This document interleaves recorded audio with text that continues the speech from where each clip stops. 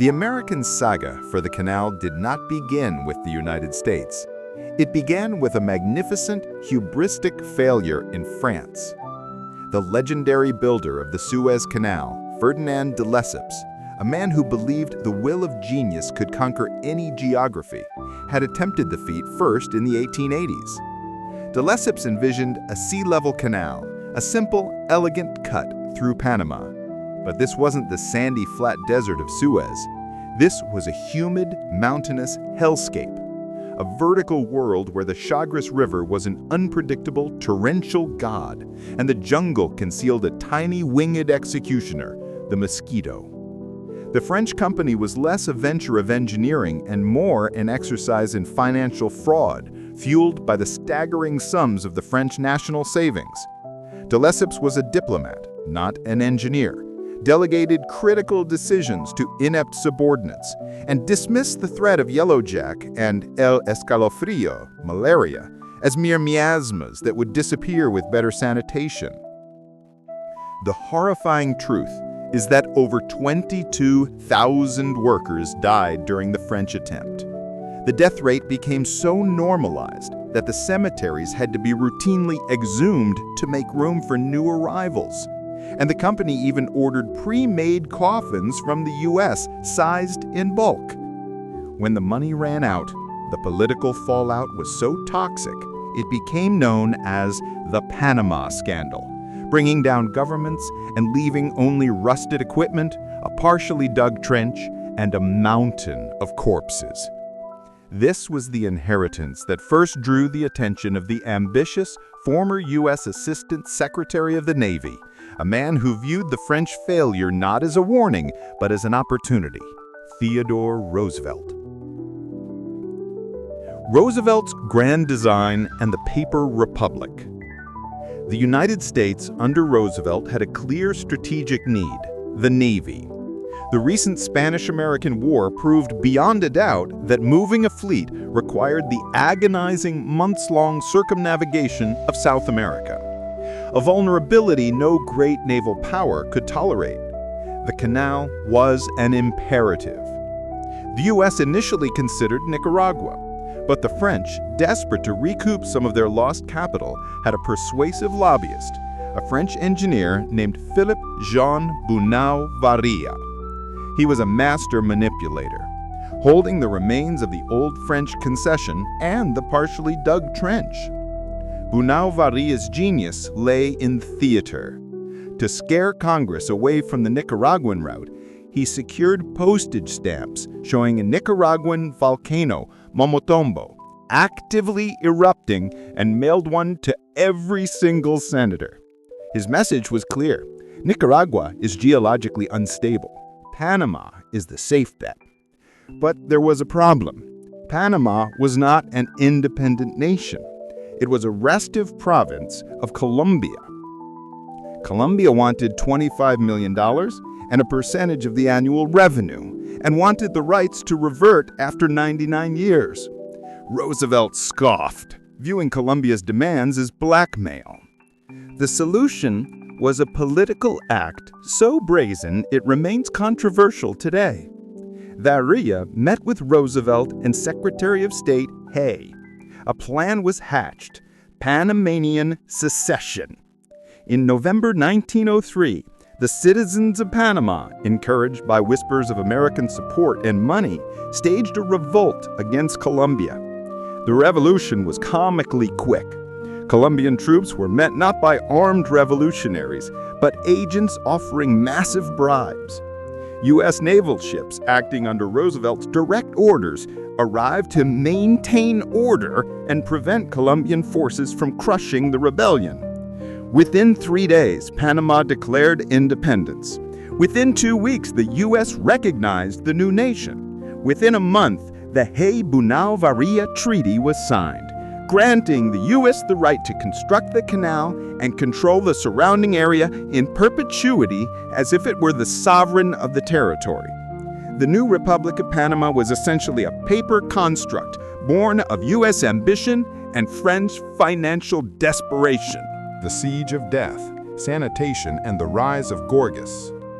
Roosevelt put the project under the control of the U.S. Army Corps of Engineers, creating the Isthmian Canal Commission, or ICC. But the first and most important battle was not against the mountains, but against the microbe. The U.S. initially failed, just as the French had, ignoring the lessons of the past. Men were dying at a horrific rate, fleeing the job in droves. Enter Colonel William Crawford Gorgas, a soft-spoken U.S. Army surgeon. Gorgas was a hero of the Spanish-American War. He had successfully eradicated yellow fever in Havana, Cuba, based on the startling, recent discovery that the disease was transmitted not by filth or miasmas, but by the bite of the Aedes aegypti mosquito. The ICC initially ridiculed Gorgas, viewing sanitation as a distraction from construction. For months, Gorgas's budget requests for screen wire and fumigation crews were denied. He was forced to improvise until the chief engineer himself contracted a severe bout of yellow fever. The ICC finally relented. Roosevelt gave Gorgas carte blanche and every resource he needed. What followed was a military-style all-out war on the mosquito. Fumigation squads sprayed sulfur, drainage crews dug thousands of miles of ditches and poured crude oil onto every stagnant water source, and all windows and doors were screened. It was an unprecedented public health campaign. Gorgas's victory was absolute and swift. Within a year, yellow fever, the disease that had decimated the French and crippled the initial American efforts, was gone. Malaria cases plummeted dramatically. By 1906, the workforce was healthy, stable, and ready to face the monumental engineering challenge ahead. This sanitation campaign, led by Gorgas, is arguably the single most important and least recognized component of the canal's success. And just as the last mosquito was swatted, a cataclysm thousands of miles away would radically alter the world that the canal was being built to serve. The Catastrophe and the New World Order, April 18, 1906. The chief engineer of the newly energized and healthy canal project was now Colonel George Washington Goethals, a brilliant autocratic military engineer. His task was to manage the largest, most expensive, and most complicated public works project in history. The crucial challenge was the Culebra Cut, a 7-mile-long trench through the Continental Divide. Goethals had to keep 6,000 men, 100 steam shovels, and miles of railroad cars working in a brutal, unpredictable environment, all while battling a new, relentless enemy, landslides. The Culebra Cut was essentially a controlled, perpetual disaster. The deep cut relieved pressure on the clay walls, causing massive slides to dump thousands of tons of earth back into the trench, sometimes overnight, undoing weeks of work. It was a race against geology itself. Then, on the morning of April 18, 1906, at 5:12 p.m. Pacific Time, the world shifted. The Great San Francisco earthquake and subsequent fire did not just destroy a city, it fundamentally altered the American psyche and astonishingly accelerated the Panama Canal project.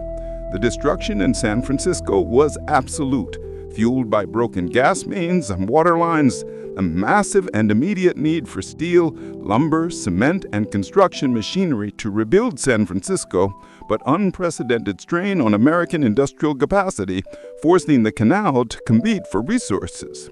Crucially, the disaster proved the immense economic and strategic value of the West Coast. The need for a rapid, protected maritime route to move goods and military supplies became a national emergency, superseding all other concerns. The canal was no longer just an engineering project, it was an act of national survival.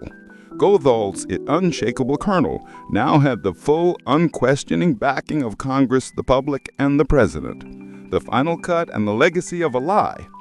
Goethals managed the Culebra Cut by pure, unyielding force of will, treating the entire canal zone like a military camp. He was an absolute dictator, and he got results. He perfected the system of constant dredging, railcar removal, and steam shovel operation. The massive machinery worked 24 hours a day, 7 days a week.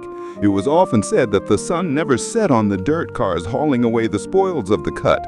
The final depth was reached by constant struggle, the slides only tamed by an ingenious, constant regrading of the slopes. On August 15, 1914, the SS Ankin officially made the first transit of the Panama Canal. It was a moment of supreme silent American triumph.